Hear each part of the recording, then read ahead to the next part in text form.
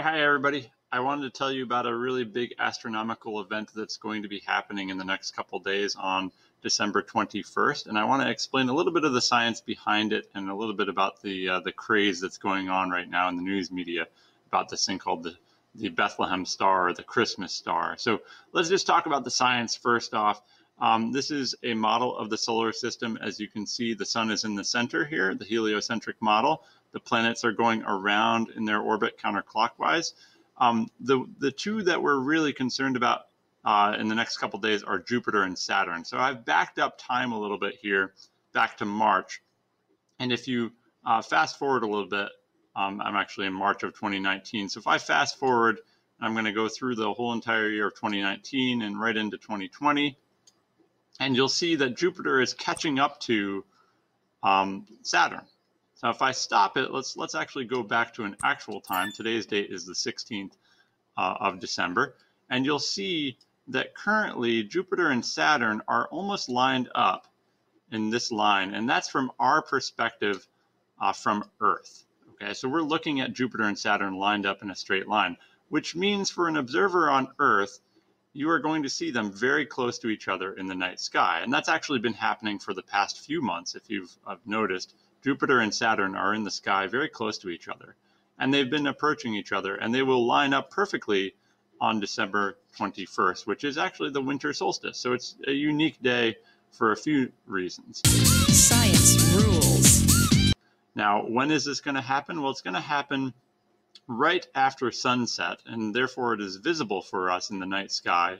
It is a viewable thing, and that's really rare for this to happen when it's out during the night and everything's lined up perfectly. Now, just be aware that Jupiter does pass by Saturn about every 20 years or so. So it's not a unusual thing for Jupiter to pass up Saturn, but for it to be viewable and for it to be so close in alignment is very rare. In fact, it hasn't happened in a viewable way since 1200 AD. So it's about 800 years ago that this occurred.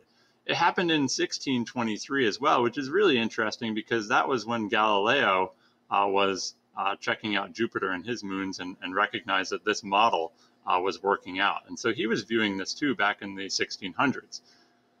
Another unique thing is this probably happened around 2 AD or so around the birth of Christ, which is why everybody's kind of making a big deal about this.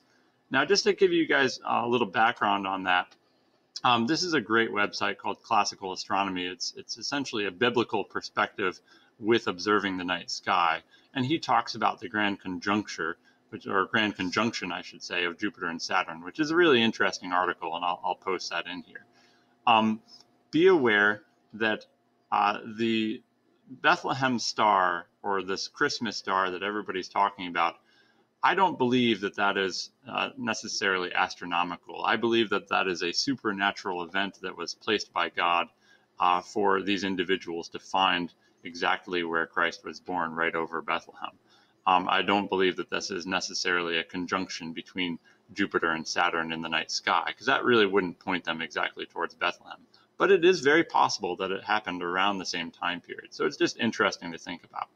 What I'd like to do is I'd like to go to a solar system simulator to show you exactly what you're going to be observing on December 21st. So let's go there. Okay, so this is a simulator called Stellarium. It's a really nice simulator to check out what happens in the night sky. And this is currently on December 21st, and you can see it's actually morning. The sun is rising in the southeast. It's a really unique day because it's the winter solstice, meaning it's the shortest daylight hours of the year. It also is the day when the sun goes at its lowest point in the sky. It takes a really low path across the sky, which is why it's a short day. And what I'm going to do is I'm going to fast forward time here. We're just going to watch the sun go across the sky really, really low and an angle here. And you can't see it currently, but Jupiter and Saturn are kind of trailing behind the sun somewhere in this region. And when it gets about to late afternoon, and when the sun is setting, you'll see them come into view. And I'm going to pause it once we get to that point. It's going to set in the southwest over here. And then once that happens, let's pause it right around here. There it is. Okay, so you can see Jupiter visible directly in front of us. And if I zoom in on this, and this is the neat thing, if you have a telescope, this is a really neat event, because these two planets are right next to each other within the eyepiece of a telescope. And so they'll be right next to each other. You can see the moons of Jupiter, which remember Galileo had observed back in the 1600s.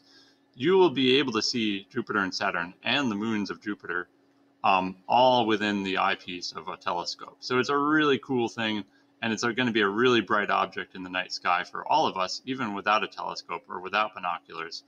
And so it's worthwhile going out after sunset, probably about half an hour after sunset, so somewhere around 5 o'clock, 5:30, and you're going to want to look up towards the southwest, pretty low in the sky. So you want to have an open area that you can view the southwest. And you'll see this, and it's a really unique thing. It's worthwhile checking out, and I figured I'd give you guys a little heads up and information about it. And if you have any questions, or if you want to ask me something, feel free to send me an email. Also, if it's a cloudy day, obviously this is not going to be viewable, but they'll still be close to each other in the night sky for quite a while, and so it's not something that you're going to really miss out on. Also, if we do have a cloudy day, I'm going to put the link to a live feed from an observatory, which will be locked into this alignment on that day, and I'll put the link right in this email. And I hope you guys have a chance to go out and check out the night sky.